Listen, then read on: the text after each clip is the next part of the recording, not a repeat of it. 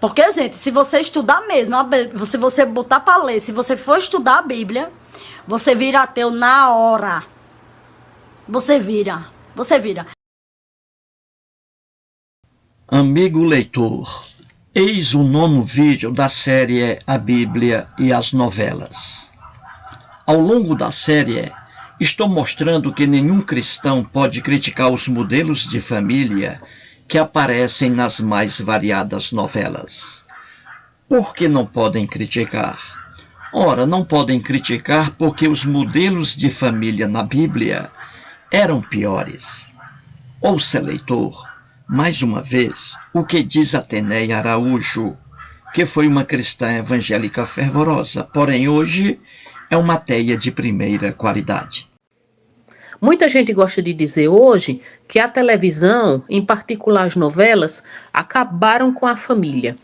Mas a Bíblia tem um monte de histórias mostrando famílias disfuncionais. A Bíblia é um manual de maus costumes. Ateneia Araújo, no final, diz assim: mas a Bíblia tem um monte de histórias mostrando famílias disfuncionais. A Bíblia é um manual de maus costumes. Até agora, tenho apresentado 3 famílias bíblicas: a família de Abraão, a família de Jacó e a família de Ló. No vídeo anterior, 8º, analisei um trecho bíblico relativo à família do lendário Ló, que era sobrinho de Abraão. Se Ló era sobrinho de Abraão, então Abraão era tio de Ló. Vou analisar agora outro trecho bíblico acerca de Ló. Na novela Pantanal, a família de Tenório é muito pura se comparada à lendária família de Ló. E pastores evangélicos ainda pregam que as famílias bíblicas eram famílias modelo, exemplares, que devem ser elogiadas. E o pior é que os fiéis acreditam. Nas lendas bíblicas, Abraão e Ló eram muito ricos, possuíam rebanhos e tendas. Para não misturar o patrimônio dos dois, Abraão foi morar numa cidade e Ló em outra, Sodoma. Quando o Deus hebreu resolveu destruir Sodoma por causa dos pecados de seus moradores, retirou antes a família de Ló, um hebreu. No vídeo anterior, mostrei que o lendário Ló, pai de 2 jovens virgens, as ofereceu aos homens tarados de Sodoma para que abusassem sexualmente delas. Você, leitor, entendeu?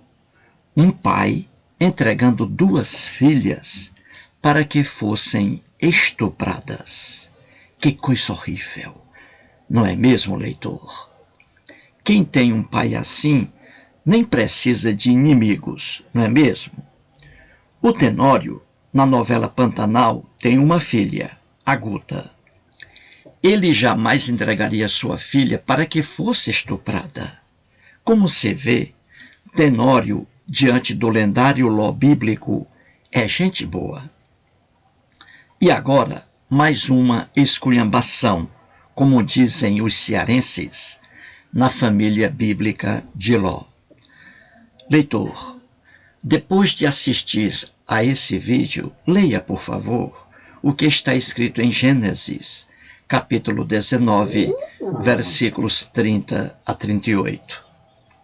Nessa história inventada por um escritor hebreu, a visão familiar deturpada aos extremos. Após a destruição da cidade de Sodoma, Ló ficou viúvo, perdeu a esposa. Restaram apenas ele e as 2 filhas virgens.